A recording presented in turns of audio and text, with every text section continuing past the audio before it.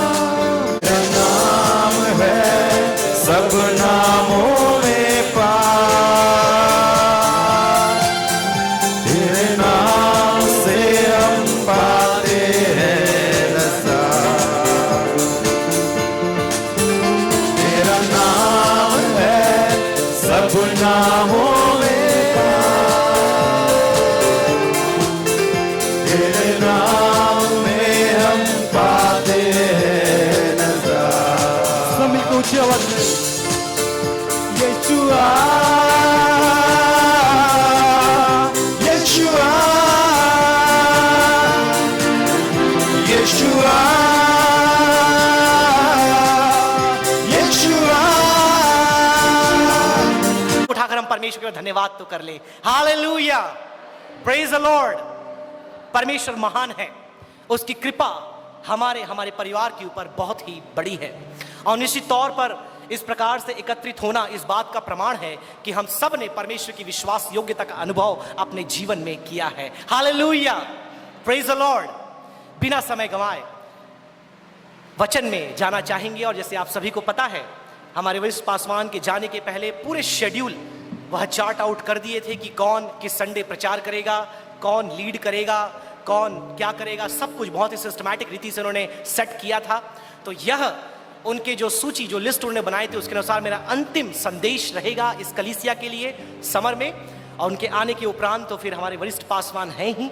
तो मैं चाहूँगा जो विषय हमने आरंभ किया, आज उसे हम समाप्त करें, आज उसे हम पूरा करें। और मुझे मालूम है कि यह एक बहुत ही लंबा एक श्रृंखला थी जो लगभग 5 से 6 सीरीज में हमने सुना, जो अय्यूब के ऊपर थी। और निश्चित तौर पर 18-20 पॉइंट्स आपने सुने, लेकिन कोई भी प्रचार 3 बिंदु से ज़्यादा नहीं था। एक प्रचार में मैंने अधिक से अधिक 3 या 4 पॉइंट्स ही आपको दिए, उससे ज़्यादा नहीं दिया।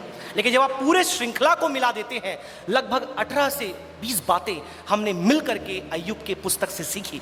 और ये सारी बातें, स्लाइड नंबर 1, ये सारी बातें मिल करके उस थीम को समझने में हमारी सहायता करती है जो इस वर्ष के आरंभ में हमारे वरिष्ठ पासवान के द्वारा हमारी कलीसिया के लिए दिया गया था। सुपरनैचुरल फेथ इन गॉड, परमेश्वर पर अलौकिक विश्वास। हम सबके पास विश्वास है, लेकिन उस विश्वास में हमें क्या करना है? दिन प्रतिदिन बढ़ते जाना है, उन्नति करना है। और अय्यूब की पुस्तक हमें उस कार्य को पूरा करने में सहायता करती है। कैसे वो सहायता करती है, हम इस बात को लगातार सीखते आ रहे हैं, क्योंकि अय्यूब की जो पुस्तक है वो इब्रानी बुद्धि साहित्य के अंतर्गत आता है। मतलब वो पुस्तक या वो बाइबल का भाग जहां ज्ञान की और बुद्धि की बातें हैं। इसलिए बचपन से अपने बच्चों को हम, या आज जब बच्चे रहे होंगे, हम क्या सिखाते उन्हें? नीति वचन, सभोपदेशक, भजन संहिता, ये सब क्या है? ये इब्रानी बुद्धि साहित्य का भाग है जिसमें अय्यूब भी आता है। मतलब ज्ञान और बुद्धि की बातें इसमें प्रचुर मात्रा में भरपूर है। और हमने सीखा कि कैसे अय्यूब के जीवन के द्वारा हम भी विश्वास में बढ़ सकते हैं। तो एक छोटा सा रिकैप मैं आपको देना चाहूंगा, ताकि जबकि ये अंतिम सीरीज संदेश है उसके उपरांत यह समाप्त हम करेंगे। तो जो लोग नए हैं या जिन्होंने सुना है, यदि भूल गए हैं, तो एक छोटा सा झलकी मैं आपके सामने रखना चाहूंगा, ताकि आपको एक जहन में आए कि हम किन बातों को अब तक सीखते आ रहे हैं। ज्ञानता का ज्ञान, नॉलेज ऑफ इग्नोरेंस। हमने देखा कई बार जब मसीह जीवन में हम थोड़ा आगे बढ़ते हैं, थोड़ा ज्ञान, थोड़ी डिग्री हासिल कर लेते हैं, थोड़ा अनुभव हो जाता है, हमें लगता है कि जिंदगी की सारी बातें हमें मालूम है, परमेश्वर की क्या योजना है वह भी मुझे मालूम है, हर एक बातें जो चल रही है सबका उत्तर हमारे पास है। लेकिन अय्यूब की पुस्तक ने हमें सिखाया that we need to know that we don't know. हमें यह सीखना है कि हम नहीं जानते, बहुत सी बातें हमें नहीं मालूम। केवल परमेश्वर क्या है? सर्वज्ञानी है। परमेश्वर के पास ही वो पूरा ज्ञान है, आदि का, अनंत का, वर्तमान का, भूतकाल, भविष्यकाल। आपके जीवन में, मेरे जीवन में, देश में, दुनिया में क्या चल रहा है, केवल परमेश्वर ही जानता है। क्योंकि हम सीमित हैं, और knowledge is finite, limited, but God is infinite. उसका ज्ञान अगम्य, अथाह, असीमित है। तो हमने सीखा कि हम परमेश्वर के सामने अज्ञानी, परमेश्वर सर्वज्ञानी है। और इससे हमने ये भी जाना कि इसलिए हमें परमेश्वर के सामने झुकना है, समर्पित होना है, अपने आप को उसके अधीन हमें करना है, क्योंकि वो हमारे जीवन का संचालक, हमारे जीवन का निर्देशक और हमारा सृष्टि करता है। तत्पश्चात दूसरी बात हमने देखी, दुख का ज्ञान, द नॉलेज ऑफ सफरिंग। कई बार दुख को लेकर बहुत सी असमंजसता लोगों के मध्य में होती है। तब नहीं जब दूसरों के जीवन में आता है, जब खुद के जीवन में आता है तब। दूसरों के जीवन में आता है तो तुरंत हम बता देते हैं ये दुख उसके जीवन में क्यों आया। लेकिन अपने जीवन में आता है तब बहुत सी असमंजसताएं हमें आती है, बहुत से भ्रम हमारे अंदर आते हैं, बहुत से डाउट्स और क्वेश्चंस हमारे अंदर आते हैं। लेकिन इस पुस्तक में हमने देखा कि अय्यूब जैसा धर्मी व्यक्ति दुख से होकर के जा रहा है। So we are not outside of it. हम में से हर एक जो इस पृथ्वी पर जन्म लिया है वो क्लेश से, दुख से, विपत्ति से, परेशानी से और मसीह की कलीसिया से, सताव से होकर के जाना ही है। पुराने नियम के संत, नए नियम के संत, परमेश्वर के तमाम दास और दासी आज क्लेश से, दुख से होकर के जा रहे हैं। And we have to go through it, but we have to come out as a conquerors. हमें विजयी उसमें से बाहर निकल करके आना है। और हमने ये भी देखा कि किस प्रकार से अय्यूब जब दुख में गया, उसके जीवन में कई प्रश्न आए, कई बातें उसने पूछी। और जो चर्चा है आप सभी को पता है, मैंने बताया, इलीहू, एलिफाज, बिल्दद, जोफर के बीच में एक लंबा डिस्कोर्स होता है, लगभग 4 अध्याय से लेकर तो पूरे 32-31 अध्याय तक। और 31 अध्याय के बाद इलीहू आता है वहां पर, और इलीहू और अय्यूब के बीच में चर्चा चलती है। लगभग वहां पे अय्यूब कम बोलता है, इलीहू ही ज्यादा बोलता है, क्योंकि वो परमेश्वर का वकील है। Elihu was an advocate of God.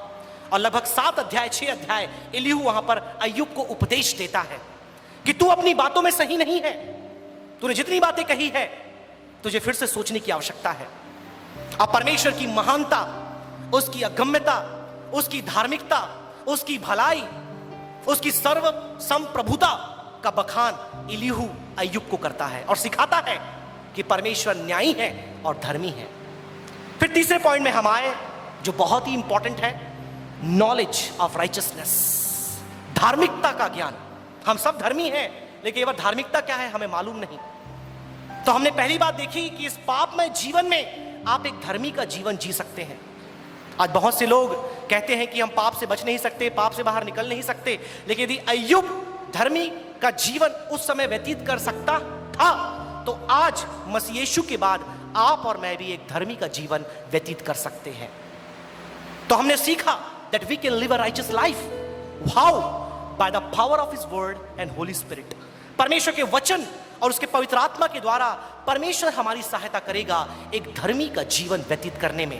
क्योंकि धार्मिकता क्या है, हमने देखा, यह हमारी उपलब्धि नहीं, यह हमारी प्रयासों का प्रतिफल नहीं, यह परमेश्वर का दान है। आज दुनिया में लोग धर्मी बनने के लिए क्या क्या प्रयास कर रहे हैं, कितने अनुष्ठान, कितनी परंपराएं, कितनी रीतियां, कितने तमाम प्रकार के परिपाठी लोग कर रहे हैं। क्यों कर रहे हैं?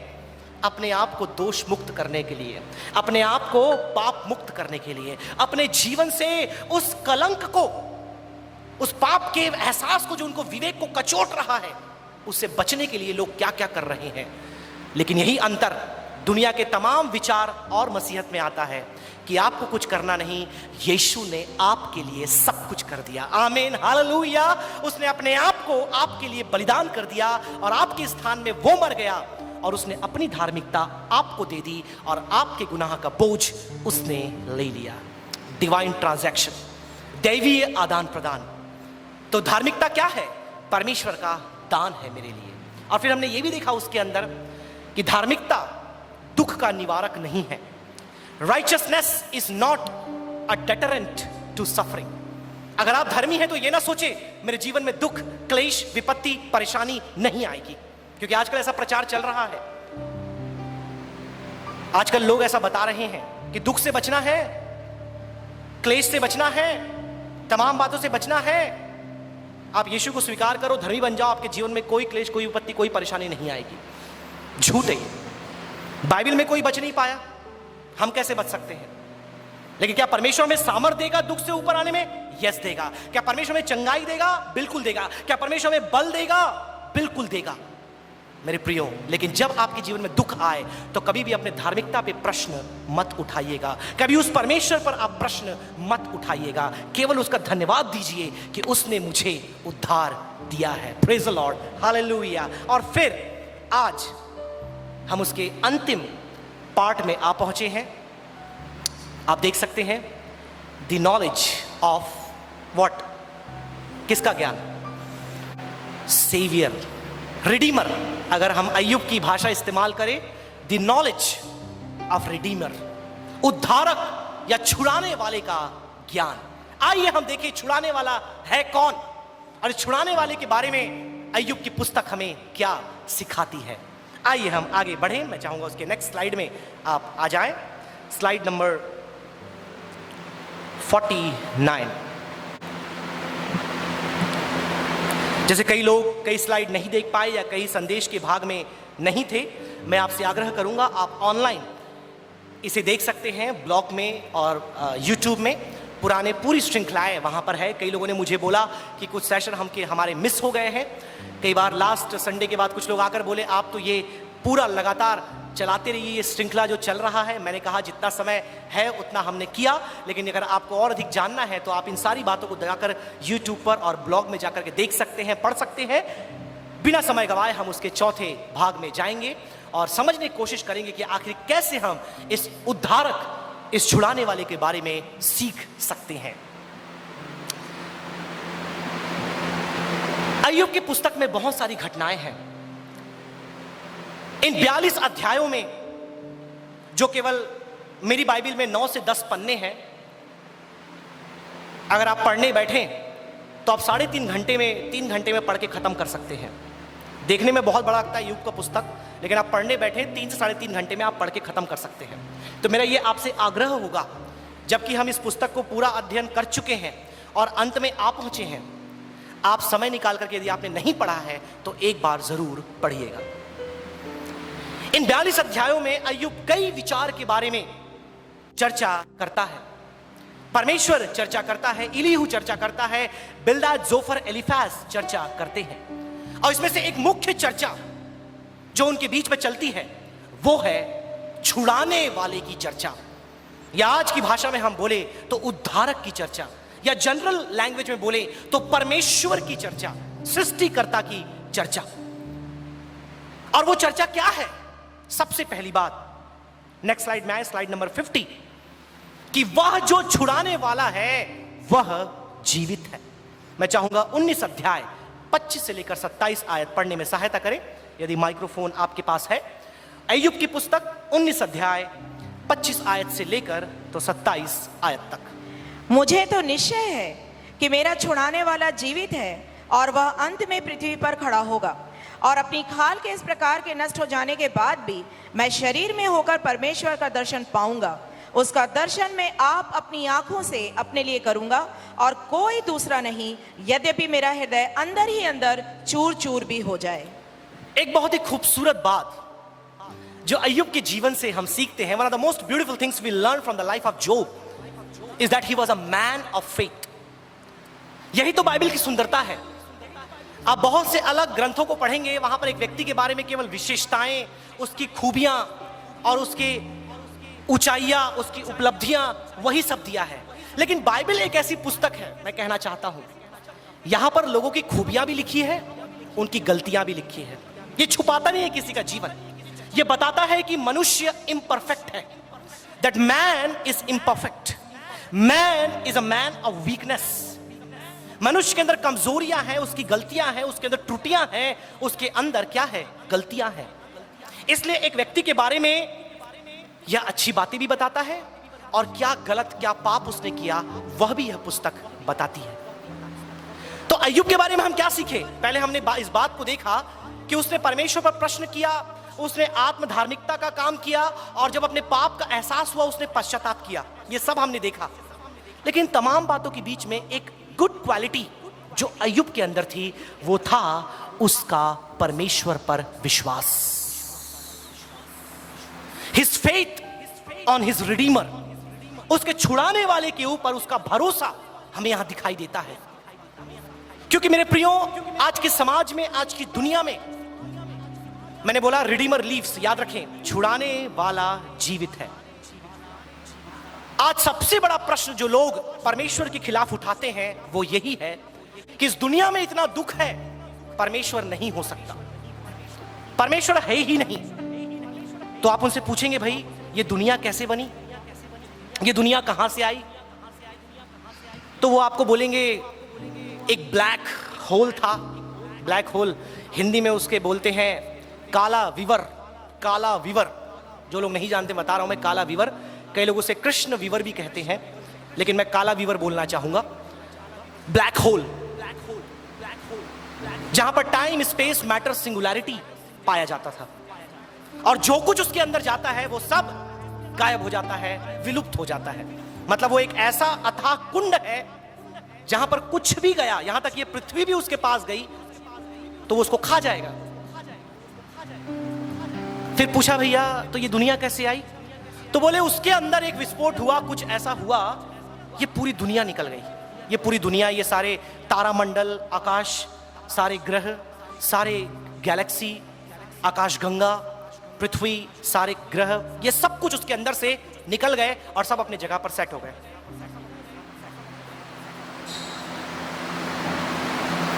हंसी आना चाहिए आपको तो ये सुन करके, नहीं आता तो आगे हंसी आएगा, ठीक है।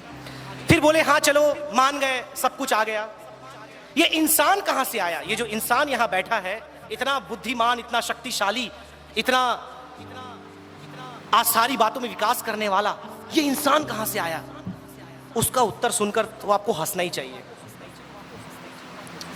बहुत लंबे समय तक रिसर्च चला, शोध चला, और बताते हैं ये इंसान एक जेलीफिश से आया। जेलीफिश, जेलीफिश देखा है आप लोगों ने?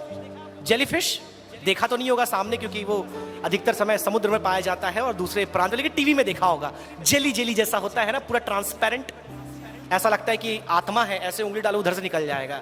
उसके पूरे ऑर्गन्स अंदर के आप देख सकते हैं। छोटी बड़ी हर प्रकार की जेलीफिश आती है, और कुछ आती है बहुत पॉइजनस भी होती है, काटा तो खत्म। तो इंसान कहां से आया? उस जेलीफिश से आया, ठीक है। तो अब ये बताओ जेलीफिश कहां से आई? और आप लोग हंसोगे बहुत। वो बताएंगे एक कोशिकीय जीवाणु, सिंगल सेल ऑर्गेनिज्म। अच्छा, वो कहां से आया थोड़ा बताइए, क्योंकि रिडीमर नहीं है ना, परमेश्वर नहीं है दुनिया में, ईश्वर नहीं है, कोई सृष्टिकर्ता नहीं है। तो सृष्टि और क्रिएशन कहां से हुआ, अपन वो खोज कर रहे हैं। तो हमको लोग बता रहे हैं, कौन बता रहे हैं? वैज्ञानिक। विज्ञान नहीं। Let me clear one more thing. कई लोग को लगता है कि विज्ञान बोलता है परमेश्वर नहीं है। हेलो, कई लोग को लगता है फिलॉसफी बोलता है कि परमेश्वर नहीं है। कई लोग को बोलता है साइकोलॉजी बोलता है परमेश्वर नहीं है। मैं आपको एक बात बताऊं, ना विज्ञान का मुंह है, ना दर्शन शास्त्र का मुंह है, ना मनोविज्ञान का मुंह है। इनका मुंह नहीं है, इन लोग कुछ नहीं बोलते। तो कौन बोलता है?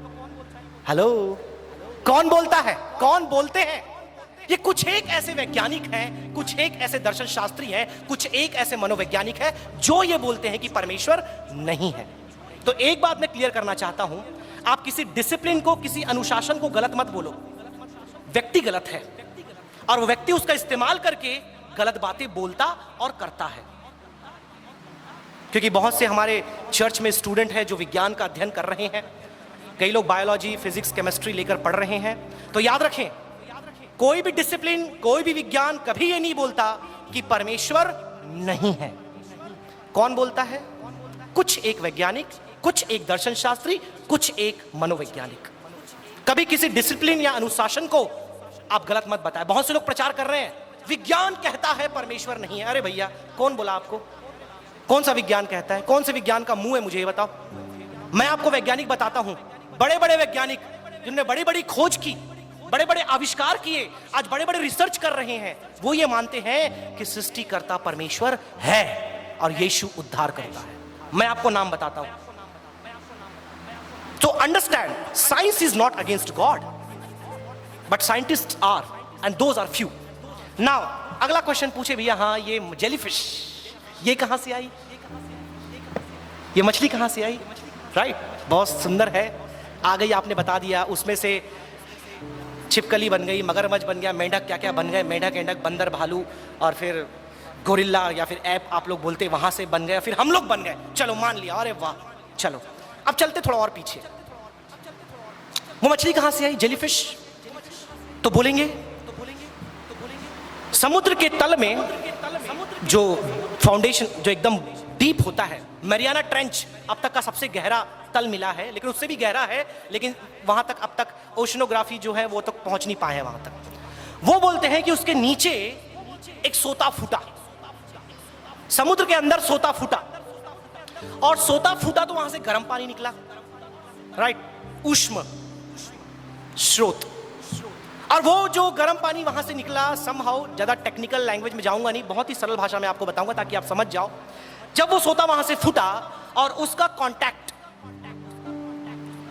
इस ठंडे पानी से हुआ, और कुछ प्रकार का वहां पर केमिकल रिएक्शन या कुछ वहां पर हुआ, और वहां पर सिंगल सेल ऑर्गेनिज्म पैदा हो गया। हंसी आई ना? ये है विज्ञान का उत्तर। हो सकता है थोड़ा वेरिएंट्स हो, मैं जो बताया, मैं वैज्ञानिक नहीं हूं, वैज्ञानिक बताया, थोड़ा वेरिएंट्स हो सकता है। ऐसे करके जेलीफिश आ गई। तो मेरा क्वेश्चन उनसे ये है, अगला क्वेश्चन, ये भी मान लिया, चलो बड़ा मूर्खाना है सुनने में, बड़ा फुलिश है, लेकिन मान लिया, गिवन, ऐसा बन गया। तो मुझे ये बताओ, ये गर्म पानी कहां से आया? वो सोता कहां से फूटा? आप मुझे बताओ ना। मान लिया गर्म पानी, ठंडा पानी मिलके लिविंग ऑर्गेनिज्म पैदा कर दिए, जो आज तो होता नहीं है, लेकिन आपने मान लिया 4.5 बिलियन ईयर्स बिफोर वो हो गया। ये कहां से आया? गर्म पानी कहां से आया? वो समुद्र कहां से आया? समुद्र के सीमा कहां से आई? वो आकाश कहां से आया?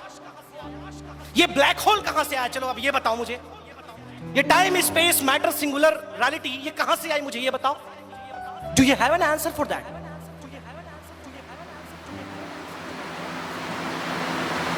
ये जो विस्फोट हुआ, उसके लिए जो law of gravity and law of thermodynamics चाहिए, ये कहां से आया? गुरुत्वाकर्षण बल का विज्ञान जो व्यवस्था है, और एनर्जी या ऊर्जा, ऊष्म का जो व्यवस्था है, that energy can not be created not be destroyed, ये कहां से आया?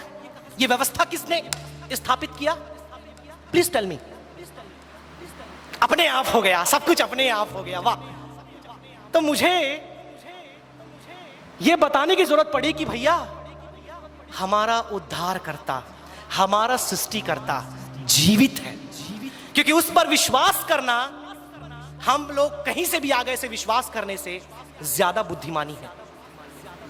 We came from nothing is more foolish than believe in a creator. एक सृष्टिकर्ता पे विश्वास करना क्या है? बुद्धिमानी का काम है उससे जो कहते हैं सब कुछ अपने आप हो गया, सब कुछ अपने आप आ गया। मैं कल को बोलूंगा, इतना सुंदर बिल्डिंग, चर्च बिल्डिंग आप देख रहे हैं, ऊपर लाइट्स लगे हैं, स्क्रीन लगा है, पंखे लगे हैं, thank God for this fans, cooler लगे हैं, चेयर्स लगे हैं, हर एक चीज के लिए परमेश्वर धन्यवाद। कल को एक नया विश्वासी आया, पूछा, अरे सर बहुत सुंदर इमारत आपने बनाई है, कितना अच्छा बिल्डिंग है, सब कुछ अपने स्थान पर रखे हुए हैं, माइक, लाइट, सब कुछ है, ये सब सारी चीजें हैं, ये कब बनाया, कैसे बनाया, कितने पैसे लगे इन सारी चीजों में? तो मैं उसको बोलूंगा, पता है आपको क्या हुआ? यहां एक बम फटा और ये पूरा बन गया। हंस रहे आप लोग, ऐसा बिल्कुल नहीं करना चाहिए। वो क्या बोलेगा?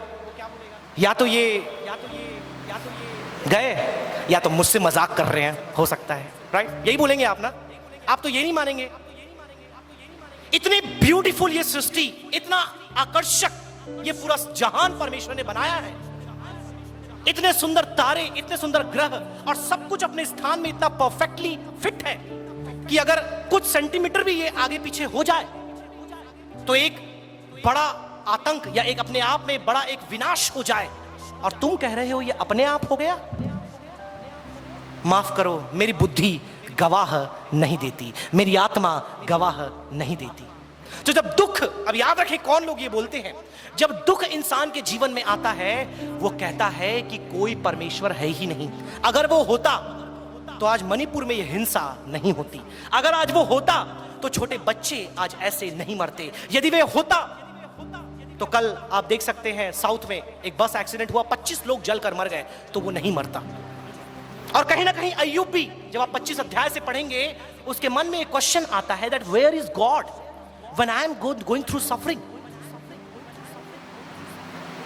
लेकिन वो कहता है उस दुख के मध्य में मेरा छुड़ाने वाला जीवित है। आमीन, हालेलुया। मेरे प्रियो, आज हमारे अंदर ये विश्वास हो जाए, इस जीवन के दुख भरे रास्तों में, क्लेश में, विपत्ति में, परेशानी में, जब दुनिया वाले ये बोल रहे हैं कि कोई परमेश्वर नहीं है, जब लोग ये कह रहे हैं कोई ऊपर आकाश में सृष्टिकर्ता नहीं है, आप बोलने पाए कि मेरा छुड़ाने वाला जीवित है। Praise the Lord, hallelujah. और वो ये भी कहता है कि भले मैं और बीमार पड़ जाऊं, मेरी खाल पूरी गल जाए, one day I will see my Redeemer. Praise the Lord, hallelujah. और यही विश्वास मेरे प्रियो आज हमें उत्साह और आशा देता है अपने दुख भरे जीवन में आगे बढ़ने के लिए, अपने कार्य में आगे बढ़ने के लिए, अपनी सेवा में आगे बढ़ने के लिए, अपने जीवन में, अपने परिवार में आगे बढ़ने के लिए।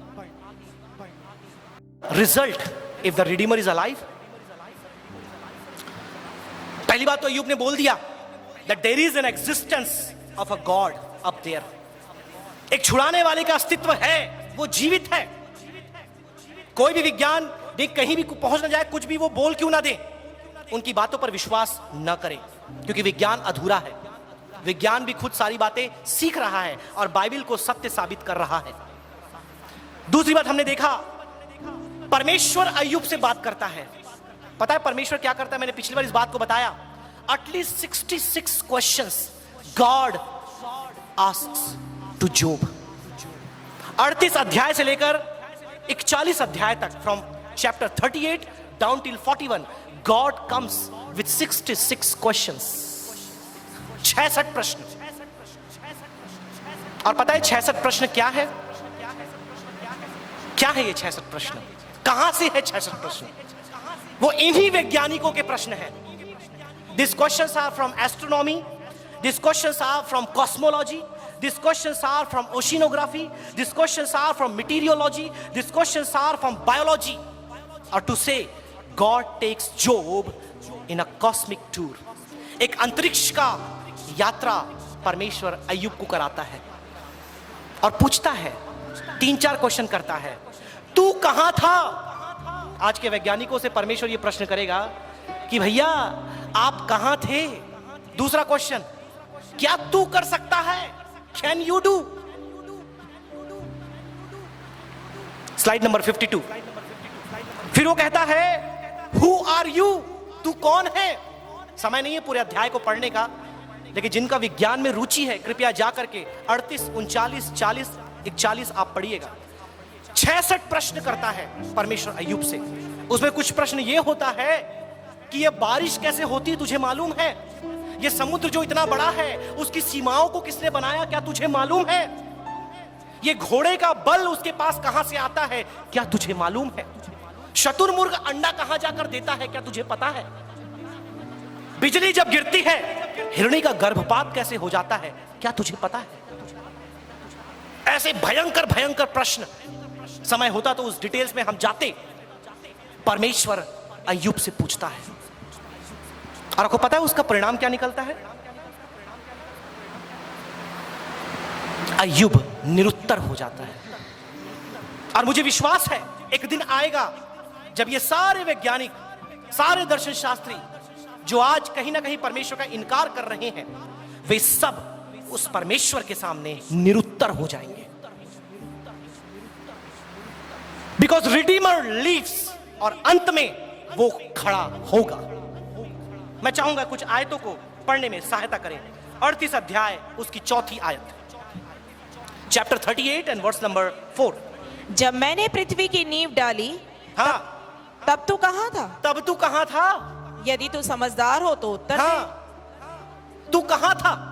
आज तो बहुत से अटकलें आप लगा रहे हैं, आज तो बहुत सी कल्पनाएं आप कर रहे हैं, लेकिन जब पृथ्वी की नींव मैंने डाली तब तू कहां था? यह परमेश्वर का प्रश्न है आज के ज्ञानियों के लिए, जो अपने आप को बुद्धिमान समझदार समझते हैं। एक वैज्ञानिक है, उनका नाम मैं नहीं बताऊंगा, उन्होंने एक किताब लिखा, द क्रिएशन फ्रॉम नथिंग। मतलब ये पूरी दुनिया जो निकल कर आई है वो नथिंग से निकल कर आई है। अब बहुत सारी डिग्री है उनके पास, बहुत सारी डिग्री। Nothing, nothingness.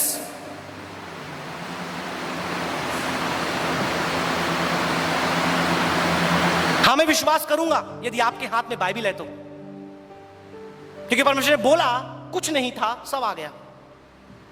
लेकिन यदि आप मुझे ये बोले ये काले वीवर के बारे में, तो शायद मुश्किल हो जाएगी मेरे पास, क्योंकि और भी क्वेश्चंस हैं। मेरे प्रियो, परमेश्वर प्रश्न करता है कि तू कहां था? 18 आयत पढ़िए उसका, verse number 18 of the same chapter. क्या तूने पृथ्वी की चौड़ाई को पूरी रीति से समझ लिया है? यदि तू ये सब जानता है तो बतला दे। फिर अगर तू सब जानता है भैया, तू बता दे, समझा दे मुझे, क्योंकि तूने मुझसे प्रश्न किया कि मेरे जीवन में ये क्लेश, ये दुख, ये परेशानी, ये विपत्ति क्यों आ रही है, और तूने बता भी दिया कि मेरे साथ अन्याय हो रहा है। राइट? तुझे सब कुछ मालूम है तो तू ये भी बता दे। तू परमेश्वर से ज्यादा ज्ञानी है, तू मुझे ये बता दे। Tell me, answer me. जोब 22 आयत पढ़ दे। फिर क्या तू कभी हिम के भंडार में बैठा या कभी ओलों के भंडार को तूने देखा है? क्या तूने कभी देखा है? Have you seen? Can you? Have you? Will you? God is questioning. 31 verse 31। क्या तू कचपचिया का गुच्छा गूंथ सकता या मृगशिरा के बंधन खोल सकता है? कचपचिया क्या है आप लोग जाकर बाद में पता करिएगा, है ना? गुच्छा क्या बंधन तू खोल सकता है? Can you? तू खोल नहीं सकता तो सोच किसने बांधा होगा? आज तू खोल नहीं सकता तो सोच किसने बांधा होगा?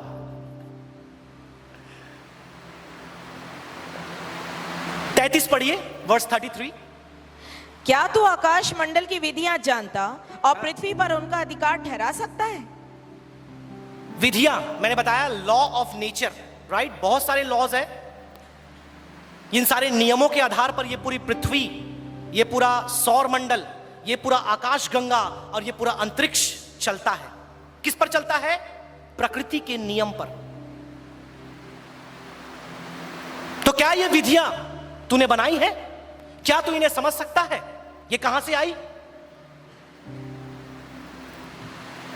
पढ़िए 35। क्या तू बिजली को आज्ञा दे सकता है कि वह जाए और तुझसे कहे मैं उपस्थित हूं? Means can you talk to thunders? 29 का 19, चैप्टर 39 एंड वर्स नंबर 19। क्या तूने घोड़े को उसका बल दिया है? क्या तूने उसकी गर्दन में फहराती हुई अयाल जमाई है? क्योंकि horse power is very popular term when it comes to automobiles, right? कोई भी गाड़ी हम लेते हैं, देखते हैं हॉर्स पावर कितना है उसमें, लेकिन वो हॉर्स पावर जहां से आया, उस हॉर्स का पावर कहां से आया तेरे को मालूम है? खैर, इटारसी घोड़े तो बहुत कमजोर है, असली घोड़े आप देखेंगे तो दे आर वेरी पावरफुल। वो प्रश्न कर रहा है अय्यूब से, क्या तुझे मालूम है उसका बल कहां से आया? ये सारी बातें जब चल रही है, 40 अध्याय में कुछ बहुत ही दिलचस्प परमेश्वर बोलता है। पढ़िए 40 का 1 और 2। फिर यहोवा ने अय्यूब से यह भी कहा, क्या जो बकवास करता है वह सर्वशक्तिमान से झगड़ा करे? क्या क्या बोलता है? क्या बोलता है? ये आपका ही बाइबल है ना? एनआरजी वर्जन नहीं है ये, राइट? क्या लिखा है वहां पे? क्या जो बकवास करता है, क्या जो बकवास करता है वह सर्वशक्तिमान से झगड़ा करे, और जो परमेश्वर से विवाद करता है वह इसका उत्तर दे। वह इसका उत्तर दे। अब आ जाओ भैया मैदान में, 2 कहां से आया? फिर आखिरी में ही जाकर बोलोगे काला विवर और जेलीफिश, वही उत्तर है आपके पास। अय्यूब को बोलता है, तुझे लगा तेरे साथ अन्याय हो रहा है, तुझे लगा परमेश्वर अन्यायी है, वो सुन नहीं रहा, वो देख नहीं रहा, वो है नहीं। और हो सकता है जब हम परमेश्वर के पास जाएं, हमें भी वह यह उत्तर दे।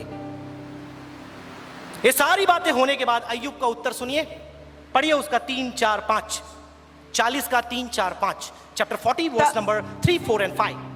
तब अय्यूब ने यहोवा को उत्तर दिया, देख मैं तो तुच्छ हूं, मैं तुझे क्या उत्तर दूं? मैं अपनी उंगली दांत तले दबाता हूं। कई बार ऐसी स्थिति हो जाती है, कई बार क्लास में ऐसा हो जाता है, कई बार पर्सनल आर्गुमेंट में ऐसा हो जाता है कि लोग आपको आपके बात में ही फंसा देते हैं। तो स्थिति कैसी हो जाती है? उंगलियां दांतों तले, राइट? अरे यार ये तो पूरा उल्टा हो गया, अब क्या करूं? कुछ नहीं सोचता। अय्यूब की ऐसी स्थिति हो गई। लंबी लंबी बातें करने के बाद अब जब परमेश्वर ने मुंह खोला, और मैं बताया परमेश्वर कैसे आया था, विल विंड में, है ना, चक्रवाती तूफान में वो आया था, पिछले बार मैंने आपको बताया। अय्यूब की बोलती बंद, उसकी धार्मिकता खत्म, उसका ज्ञान चला गया, उसकी समझ सब चली गई, और दांतों तले उंगलियां चबा ली। पढ़िए आगे सिस्टर। एक बार तो मैं कह चुका, हाँ, परंतु और कुछ न कहूंगा। एक बार तो मैं कह चुका, मतलब 37 अध्याय तक मेरी बातें चली, अब मैं नहीं कहूंगा, क्योंकि मेरे को अब मालूम चल गया कि परमेश्वर जीवित है और वो क्या कर सकता है। अब मुझे मालूम चल गया, और अब मैं अपना मुंह नहीं खोलूंगा। पढ़िए। हाँ, 2 बार भी मैं कह चुका, परंतु अब कुछ और आगे न बढ़ूंगा। परमेश्वर ने अय्यूब को निरुत्तर कर दिया, जो became speechless of all his thinkings and all his thoughts and all his theology and all his philosophy and all his understanding of everything he had, it came to zero. शून्य, सब कुछ हो गया।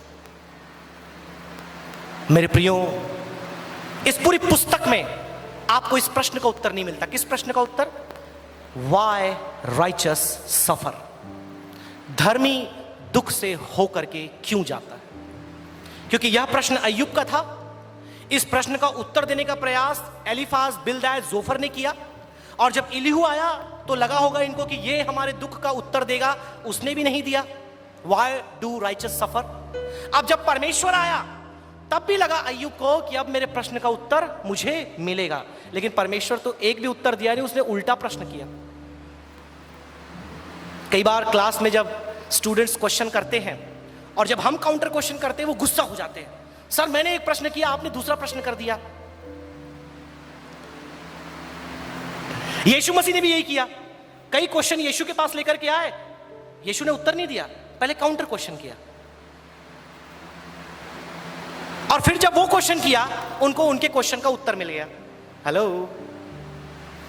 तो अय्यूब ने प्रश्न किया, परमेश्वर ने प्रश्न किया और अय्यूब को उत्तर मिल गया।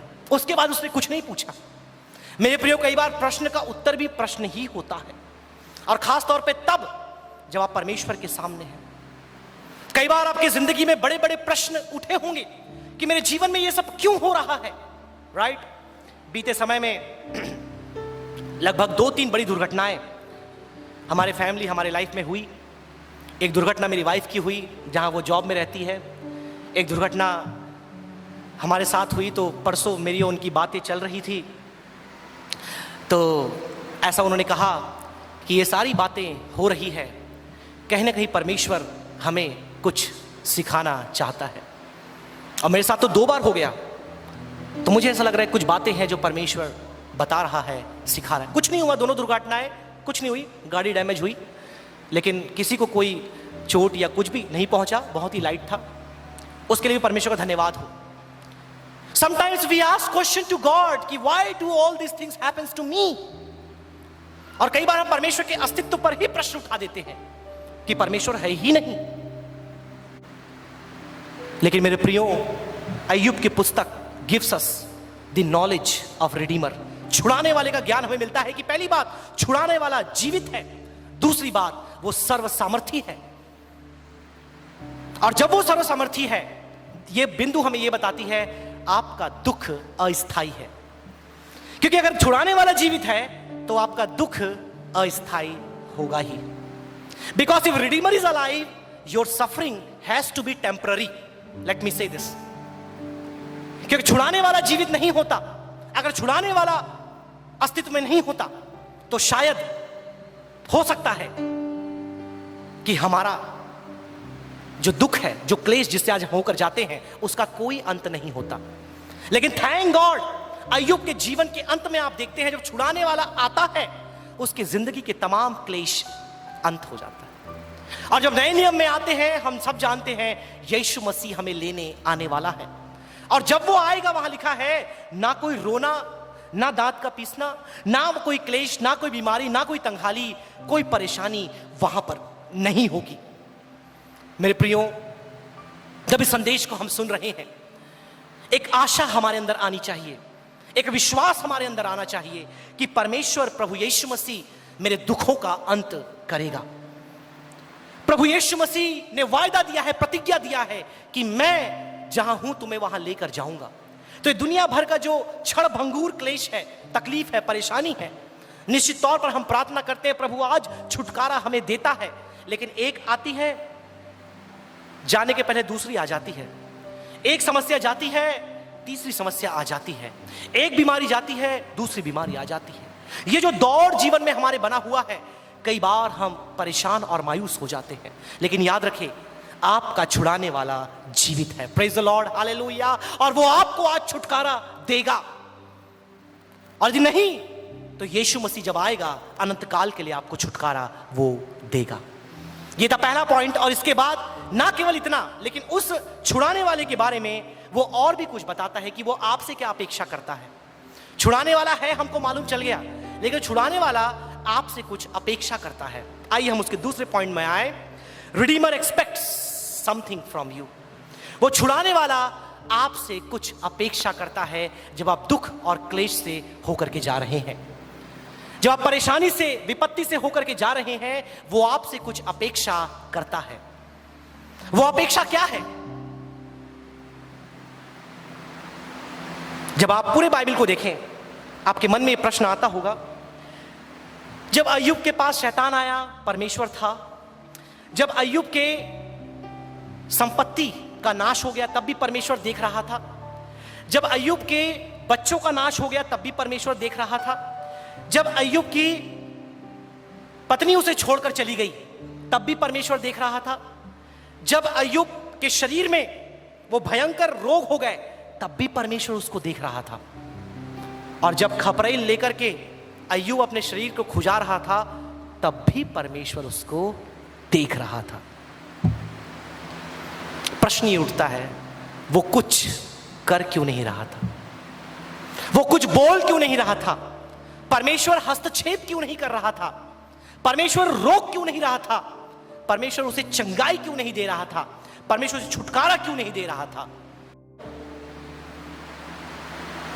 और कई बार जब आपके जीवन में ये सब चल रहा होता है, आप जहां जॉब करते हैं, नौकरी करते हैं, वहां पर लोग आपको सता रहे हैं, आप हो सकता है अपने परिवार में हैं, वहां पर आपको पीड़ा हो रही है, आपके शरीर में कोई ऐसी बीमारी है जो अंदर अंदर आपको कचोट रही है, आप तकलीफ में हैं,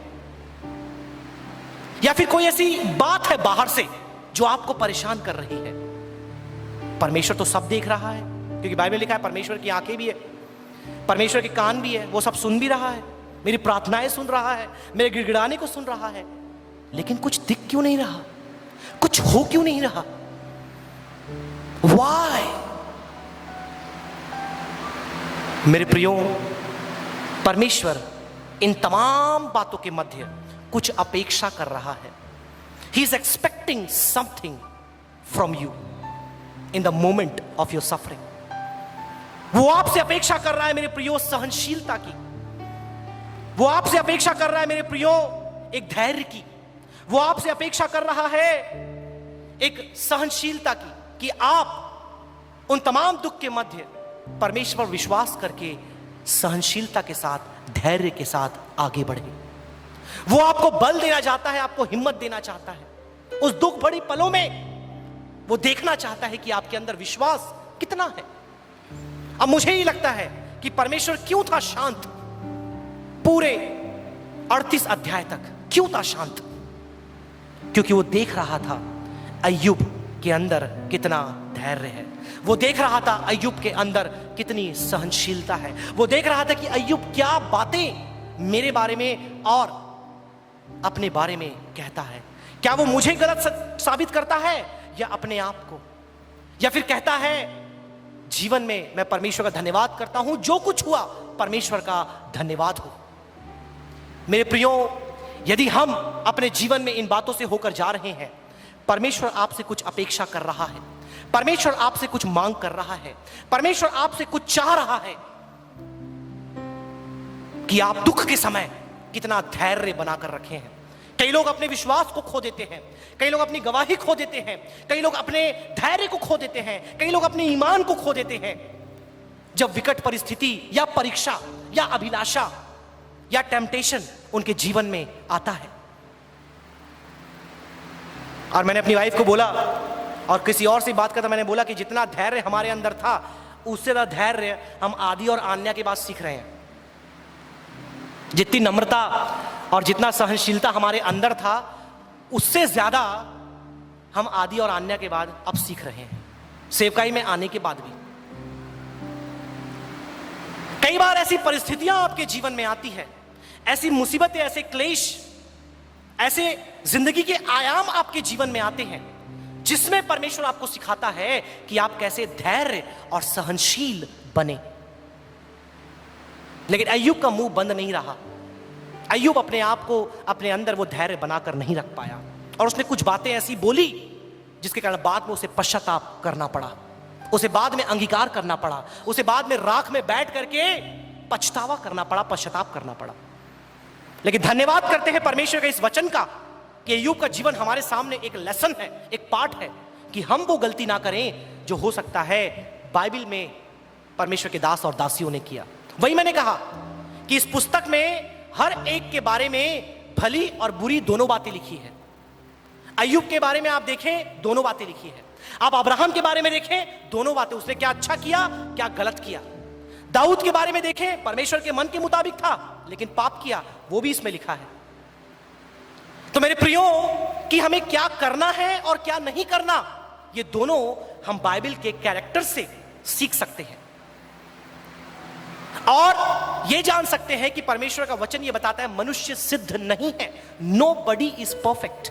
We go through the times of disappointment, weakness, imperfection, mistakes, errors and sin. But the greater point I want to make is that do you repent and come back to God? हम क्लेश से, परेशानी से, कमजोरी से, विपत्ति से, पाप से, परीक्षाओं में पढ़ करके विफल भी हो जाते हैं, लेकिन प्रश्न ये उठता है, क्या हम अपने रिश्ते को फिर से परमेश्वर स्थापित करते हैं पश्चातापी जीवन के साथ, प्रार्थनामय जीवन के साथ, विश्वास के साथ? अय्यूब ने वो किया और हम आगे देखेंगे क्या होता है। आइए हम शीघ्रता से उसके अंतिम पॉइंट में जाकर समाप्त करना चाहेंगे। तीसरी बात, Redeemer produces knowledge and testimony. पहली बात मैंने आपको बताया कि ये छुड़ाने वाला जीवित है, ये छुड़ाने वाला अस्तित्व में है, ये मरा नहीं है। ये दुनिया, ये इंसान अपने आप नहीं बने हैं, परमेश्वर है, सृष्टिकर्ता है। और क्योंकि वो है, आपका दुख, आपका क्लेश, आपकी परेशानी सीमित है, लिमिटेड है, और उसका एक अंत है। There is an end for your troubles. दूसरी बात, अब यदि वो है तो कुछ करता क्यों नहीं? कई बार ऐसा होता है, यदि वो है, वो हस्तक्षेप क्यों नहीं करता? कितने साल हो चुके हैं मेरे जीवन में इस परेशानी को? My answer to that question would be, he is expecting endurance, patience, long suffering. वो आपके जीवन में धैर्य, सहनशीलता, नम्रता को उपजते हुए देखना चाहता है। और आयतें भी कुछ है, वो हम बाद में आप पढ़ लीजिएगा। तीसरे पॉइंट में हम सीधे आते हैं कि आखिर क्यों ये जो रिडीमर है वो क्या कर रहा है, ये छुड़ाने वाला आज क्या कर रहा है। पढ़िए 40 उसका 4 और 5, पॉइंट नंबर 3, स्लाइड नंबर 57। देख, मैं तो तुच्छ हूं, मैं तुझे क्या उत्तर दूं? मैं अपनी उंगली दांत तले दबाता हूं। एक बार तो मैं कह चुका, परंतु अब और कुछ ना कहूंगा। हाँ, 2 बार भी मैं कह चुका, परंतु अब कुछ और आगे न बढ़ूंगा। आप देख सकते मेरे प्रियो, इस आयत में जो बातें अय्यूब को नहीं मालूम थी, वो दुख में जाने के बाद सीखा। तो ये जो छुड़ाने वाला है, आपके जीवन में उस ज्ञान को देना चाहता है जो आपके पास नहीं है। और कुछ ज्ञान आप बाइबल कॉलेज में सीखेंगे, कुछ ज्ञान की बातें आप यूनिवर्सिटी कॉलेज में सीखेंगे, कुछ ज्ञान की बातें आप जब पढ़ेंगे तब सीखेंगे। लेकिन मैं आपको बताऊं, कुछ बातें आप जीवन के दुख भरे अनुभवों में सीखेंगे। Late me say this, there are certain things you will learn when you go to schools and colleges. There are certain things you would learn when you go to seminary and Bible college. There are certain things you would learn when you grow old, but certain things you would learn when you suffer in your life. जब आप दुख से होकर के जाते हैं, तब आप जिंदगी के सिद्धांतों को, परमेश्वर के वचन के बातों को और उसकी शिक्षाओं को सीखते हैं। इसलिए भजनकार क्या कहता है? हाँ, अच्छा हुआ कि मैं दुख में पड़ा, मैं प्रताड़ित हुआ, क्योंकि तेरी चितौनियों को मैं क्या कर पाया? सीख पाया। It was good that I was tormented so that I could learn your statutes. मेरे प्रियो, ये जो परमेश्वर है वो आपको ज्ञान देना चाहता है, आपको सिखाना चाहता है, हमें बताना चाहता है कि परमेश्वर कैसे योजना बनाता है, जीवन में जो कुछ हो रहा है वो क्या चल रहा है, वो आपको सिखाना चाहता है। और वो आप कब सीखेंगे? जब आप क्लेश से होकर के जाएंगे, जब आप विपत्ति से, परेशानी से, दुख से होकर के जाएंगे, जब उसके वचन को आप पढ़ेंगे, जब आप उससे प्रार्थना करेंगे, आप उसके निकट आएंगे। क्योंकि दुख के समय ही विश्वासी निकट आते हैं, क्लेश के समय ही लोग परमेश्वर के सानिध्य में आते हैं, उसके पहले नहीं। इसीलिए कई बार हमें सीखने के लिए इन बातों से होकर जाना है। और दूसरी बात, गवाही। ना केवल वह आपके अंदर ज्ञान उत्पन्न करना चाहता है, but second and the most important thing, वो आपके जीवन में गवाही देना चाहता है। मुझे स्मरण आता है, इस साल के हमारे ओरिएंटेशन के सप्ताह में गवाही का समय चल रहा था। तो लगभग 3-4 दिन हमने लगातार हमारे टीचर्स के द्वारा, पासबानों के द्वारा, विद्यार्थियों के द्वारा, सीनियर्स के द्वारा, जिन्हें बहुत सारी गवाहियों को सुना। अब मुझे वो आयत याद आ रही थी, गवाहों का ऐसा बड़ा बादल हमारे चारों ओर छाया हुआ है। एक से एक गवाहियां हम सुन रहे थे। किसी गवाही 5 सेकंड की भी थी, किसी की गवाही 15 मिनट की भी थी, right, depending on how you are able to explain the faithfulness of God in your life. तो उन गवाहियों को जब हम सुन रहे थे, अधिकतर गवाहियां दुख के बाद उन्हें मिली, अधिकतर गवाहियां बीमारी के बाद उनको मिली, अधिकतर गवाहियां दुर्घटना के बाद उनको मिली, अधिकतर गवाहियां परिवार से तिरस्कार के बाद उन्हें मिली, अधिकतर गवाहियां एक क्लेश के बाद उन्हें मिली, एक वेदना के बाद उन्हें मिली। आज अय्यूब की गवाही हम पढ़ते हैं। 42 अध्याय is a fantastic story of the restoration. पुनर्बहाली का अद्भुत अध्याय 42 अध्याय आप देखते हैं अय्यूब कि जो कुछ उसने खोया था सब उसको मिल गया। परमेश्वर के साथ रिश्ता कायम हो गया। उसके पहले पश्चाताप सब उसने कर लिया, उसके फ्रेंड्स के लिए बलिदान दे दिया, सब कर दिया, वो रेस्टोर हो गए। उसके बाद जो कुछ उसने खोया था संपत्ति वो मिल गई। उसके पूरे रिश्तेदार उसके पास आए, और जब पास आए उन सब ने सोना चढ़ावा अय्यूब को चढ़ा कर दिया, और फिर उसके बच्चे जो खोए थे वो भी उसको मिल गए। Man, what a wonderful testimony, क्या ही अद्भुत गवाही। ऐसी गवाही आज तक मैंने सुनी नहीं उसके बाद से, अय्यूब के बाद से। बहुत से खोए लोगों को बहुत कुछ मिला भी, लेकिन इतना सब कुछ मिला मैंने आज तक पढ़ा नहीं, मैंने आज तक सुना नहीं, मैंने आज तक देखा नहीं। तो परमेश्वर ने क्या उसके जीवन में गवाही उत्पन्न किया? कैसे किया? इस क्लेश के द्वारा, इस दुख के द्वारा। और मुझे लगता है अगर 42 अध्याय नहीं होता तो अय्यूब का नाम इस पुस्तक में नहीं होता। आपको पता अय्यूब का नाम इस पुस्तक में क्यों है? क्योंकि 42 अध्याय में उसकी गवाही को हम देखते हैं। उसने पश्चाताप किया, उसने परमेश्वर के सामने अपने आप को दीन किया, नम्र किया, अपनी गलतियों को माना, जो कुछ उसने बोला उसका पछतावा किया, और अंततः परमेश्वर ने उसको रेस्टोर कर दिया। इसलिए आज ये पुस्तक बाइबल में है, ये कहानी बाइबल में है। मेरे प्रियो, यदि आप अपने जीवन में उस अद्भुत गवाही को प्राप्त करना चाहते हैं और जो परमेश्वर आपको देना चाहता है, जैसे मैंने कहा शुरू में, गवाही का अवसर दें, तो बीते सप्ताह में इतनी भयंकर भयंकर बातें आपके जीवन में हुई होगी जिसकी गवाही हम सुनने बैठेंगे तो शायद पूरा दिन निकल जाएगा।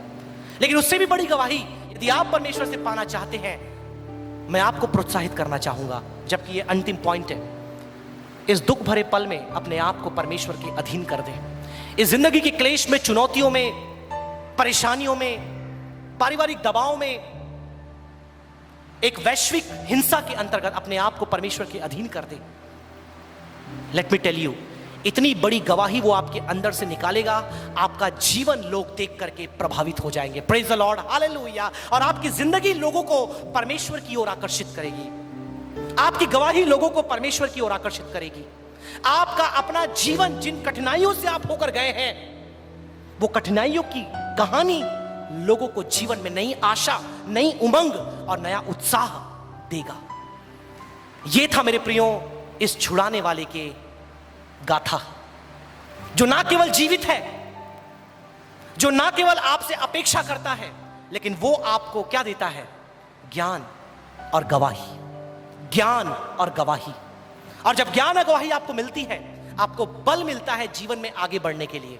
वहां लिखा है अंतिम अध्याय में, पढ़िए सिस्टर, उसकी 16 आयत को पढ़िए। इसके बाद अय्यूब 140 वर्ष जीवित रहा। इसके बाद अय्यूब 140 वर्ष जीवित रहा और 4 पीढ़ी तक अपना वंश देखने पाया। 4 पीढ़ी तक अपना वंश देखने पाया। आमेन, प्रेज द लॉर्ड। 17 आयत भी पढ़ दीजिए, वो भी बहुत सुंदर है। अंत में अय्यूब हाँ। वृद्धावस्था में दीर्घायु होकर मर गया। क्या ही अद्भुत ये आशीष है। आज बहुत से लोग कम उम्र में ही शांत हो जा रहे हैं, लेकिन 4 पीढ़ी देखना और दीर्घायु होकर के मृत्यु को प्राप्त करना, क्या ही अद्भुत गवाही है। एक सफल विश्वासी का जीवन यहां दिखाई देता है। लेकिन क्या उसके जीवन में चुनौती आई? क्या क्लेश आया? क्या परेशानी आई? क्या पश्चाताप आया? बिल्कुल आया। But story ends. कई लोग बोलते there is no beautiful ending in real life, but let me tell you, if you believe in God, you will have a beautiful ending. यदि आप परमेश्वर पर विश्वास करते हैं, आपकी अंत बहुत ही खूबसूरत और अद्भुत होगा, क्योंकि आपका छुड़ाने वाला जीवित है और वो आपको लेने के लिए आने वाला है। और भी बहुत सी बातें हैं, लेकिन सबको समराइज करते हुए बस स्लाइड नेक्स्ट करके पूरा चला दे। अंत में यही बात मैं कह करके अपने शब्दों को विराम देना चाहूंगा। अय्यूब के जीवन से बहुत सी बातें हमने सीखी, बहुत सारी बातें हमने सीखी, और कई बातें हो सकता है आपको याद ना भी हो। लेकिन अगर अंत में ये 2 बात आज आप अपने साथ लेकर के जाएं कि अय्यूब अपने आप में एक विश्वास रखने वाला और पश्चातापी हृदय रखने वाला था, ये आपके और मेरे लिए आज इस अंत के दिन में जीने के लिए पर्याप्त है। 2 things let me tell you. Job was man of faith and Job had a penitent heart. अय्यूब के अंदर विश्वास था अपने छुड़ाने वाले के लिए। दूसरी बात, उसके अंदर एक पश्चातापी हृदय था।